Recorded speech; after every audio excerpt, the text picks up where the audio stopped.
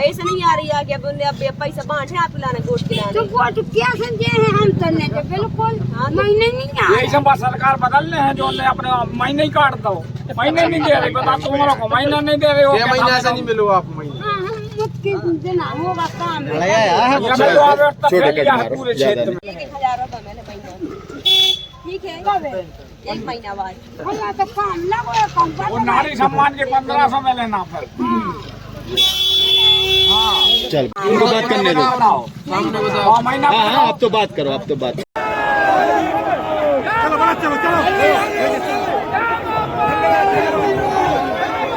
सबसे बड़ी चीज है रोजगार। उसके बाद उससे भी बड़ा मुद्दा मैं समझती हूँ इसराइली क्षेत्र में भ्रष्टाचार है। इसके अलावा शिक्षा स्वास्थ्य की स्थिति इतनी घटिया है यहाँ पर कि ना शिक्षा की ढंग की व्यवस्था है, ना स्वास्थ्य की ढंग की व्यवस्था। यदि मंत्री जी चाहते तो यहाँ पे एक नवोदय विद्यालय हो सकता था, केंद्रीय विद्यालय हो सकता था, परंतु यहाँ पर भाजपा की सरकार ने कुछ भी नहीं किया। केवल रोड बनाए, रोडों के ऊपर रोड बनाए, रोडों के ऊपर रोड बनाए, और एक एक रोड 4-4 मदों से निकाला, एक एक तालाब 4-4 मदों से निकाला, और केवल उनके जो लोग हैं उनका पेट भरने का काम किया है। तो इस तरीके से रहेली विधानसभा क्षेत्र में भ्रष्टाचार व्याप्त है। आज पूरा क्षेत्र जो है, पूरा युवा वर्ग है, रोजगार के अभाव में 35 से 40 हजार जो युवा वर्ग यहाँ क्षेत्र से पलायन कर चुका है।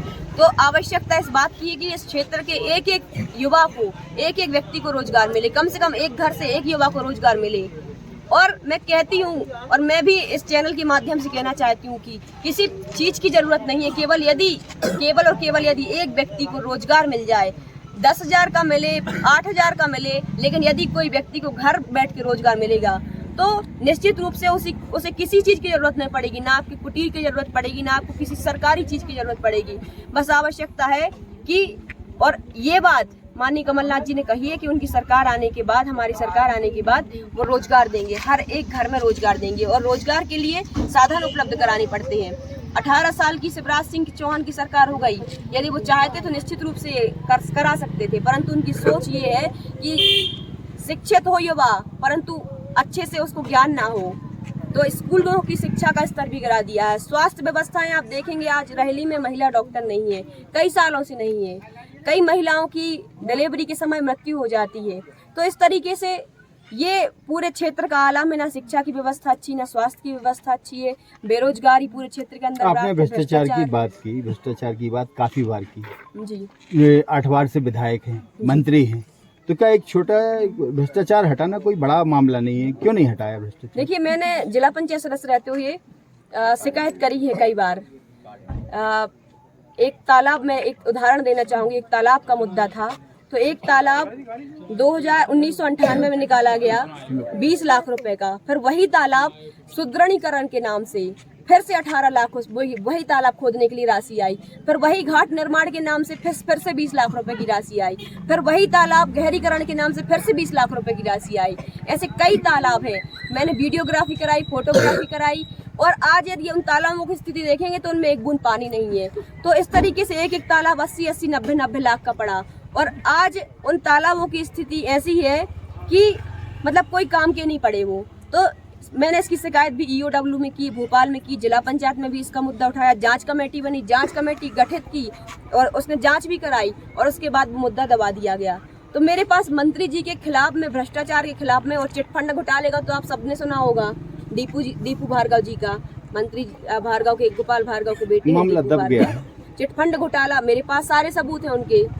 80 करोड़ का उन्होंने चिटफंड घोटाला किया, 51% के शेयर होल्डर थे ये, और उसके बाद वो मामला दबा दिया गया। निश्चित रूप से आज इस माध्यम से, चैनल के माध्यम से सबको यकीन दिलाना चाहती हूँ मैं कि जैसे ही इनकी सरकार जाएगी, सीधे के सीधे मंत्री गोपाल भार्गव और उनके बेटे दीपू भार्गव जेल में होंगे।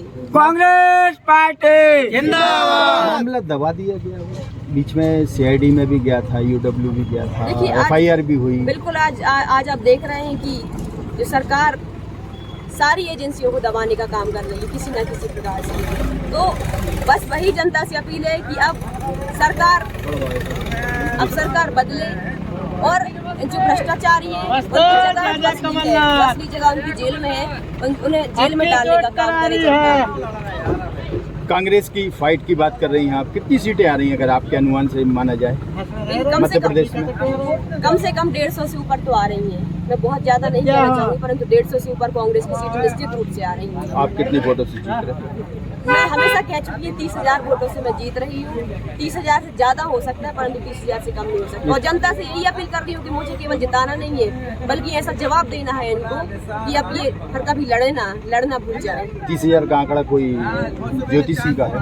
नहीं, ज्योतिषी का नहीं है। ज्योतिषी का तो मैंने ज्योति का है, ज्योतिषी का जो मैंने सुना है, कई लंबे समय से मैं सुनती आ रही हूँ, अब से राजनीति भी नहीं कर रही हूँ, कि कोई एक गड़ाकोटा में कोई यज्ञ हुआ था। उस समय इनसे मंत्री गोपाल भार्गव जी के मतलब गड़ाकोटा नगर में हुआ था, और वहाँ पर उस पंडित ने कहा था कि यदि गोपाल भार्गव को हरा पाएगा तो कोई महिला ही हरा पाएगी।